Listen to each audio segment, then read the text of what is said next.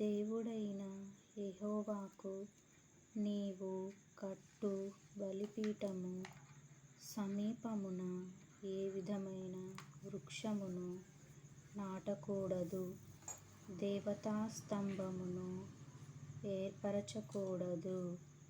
నీ దేవుడైన యెహోవా విగ్రహమును ద్వేషించువాడు గనుక నీవు ఏ స్తంభమునైనా నిలువబెట్టకూడదు.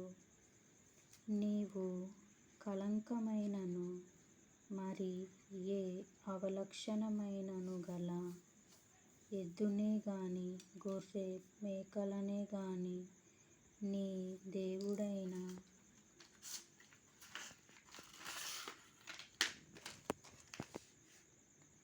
యెహోవా విగ్రహమును నీ దేవుడైన యెహోవాకు బలిగా అర్పింపకూడదు.